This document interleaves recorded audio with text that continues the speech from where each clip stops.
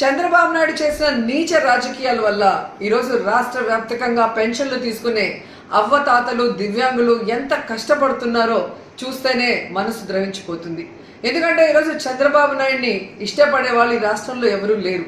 కేవలం అవ్వతాతలంతా కూడా జగనన్న పరిపాలనలో పెన్షన్లు టెన్షన్గా పొద్దున 5 గంటలకే ఇంటికి చేరుస్తుంటే నా బిడ్డ బాగుండాలి అని వాళ్ళు ఇచ్చిన దీవెనను చూసి కక్షగట్టి తన యొక్క ఫాలోయర్స్ ఎవరైతే ఉన్నారో తొత్తులు నిమ్మగడ్డ రమేష్ అచ్చెన్నాయుడుతో ఎలక్షన్ కమిషన్కి ఈరోజు వాలంటీర్ల మీద కంప్లైంట్ చేయించి ఆ వాలంటీర్ వ్యవస్థ పెన్షన్లు ఇవ్వకూడదని చెప్పి ఈరోజు బ్యాంకుల్లో వేయమని ఎలక్షన్ కమిషన్ చెప్పే పరిస్థితి తీసుకొచ్చారు. దానివల్ల ఎండల్లో దాదాపుగా 45 పైన ఉంది, 46-47 డిగ్రీస్లో ముసలోళ్ళు ఈరోజు బ్యాంకుల దగ్గర పడికాపులు కాస్తుంటే దాంట్లో కొంతమంది మరణిస్తుంటే నిజంగా చాలా బాధేస్తుంది, ఏడుపు వస్తుంది. కానీ చంద్రబాబు నాయుడికి మనసు అనేది లేదు. ఎంతటి రాజకీయాన్ని నీచంగా అయినా చేయగలడు, ఎంత కుటిలంగా అయినా చేయగలడని తనకు పిల్లనిచ్చిన మామని వెన్నుపోటు పొడిచినప్పుడే మనకు అర్థమైంది.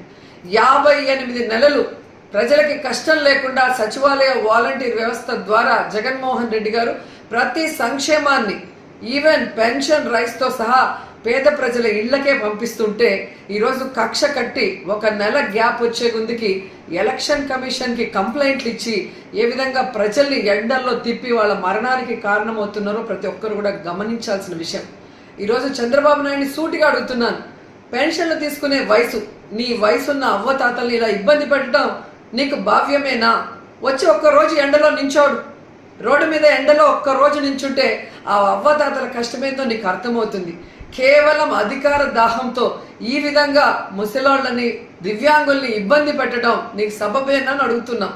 సో ఖచ్చితంగా మీ గ్రామాల్లోకి తెలుగుదేశం పార్టీ వాళ్ళు కానీ జనసేన వాళ్ళు కానీ ఓట్లకు వస్తే చొక్కా పట్టుకొని నిలదీసి ఆ చంప ఈ చంప వాయించండి. రాబోయే ఎన్నికలు మే 13 జరిగే ఎన్నికల్లో మిమ్మల్ని ఇంత ఇబ్బంది పెట్టిన ఆ చంద్రబాబు నాయుడిని, ఆ బీజేపీని, ఆ యొక్క జనసేనని తరిమి కొట్టండి అని కూడా ప్రతి ఒక్కరిని కూడా కోరుకుంటున్నాను. జగనన్న ఉంటేనే అన్నీ ఇంటికి వస్తాయి, అందరూ సంతోషంగా ఉంటారు, సుఖంగా ఉంటారు, ఏ కష్టం లేకుండా పేదవాళ్ళందరూ కూడా. కానీ చంద్రబాబు నాయుడు అనేవాడు ఇంకా రాకముందే నెల రోజు ఎలక్షన్ కమిషన్లో చేతిలోకి ప్రభుత్వం పోగానే ఎలా బిహేవ్ చేస్తున్నాడు, తన తొత్తుల్ని పెట్టి కంప్లైంట్ ఇచ్చనేది ప్రతి ఒక్కరు కూడా గుర్తుపెట్టుకోవాలని తెలియజేసుకుంటున్నాను.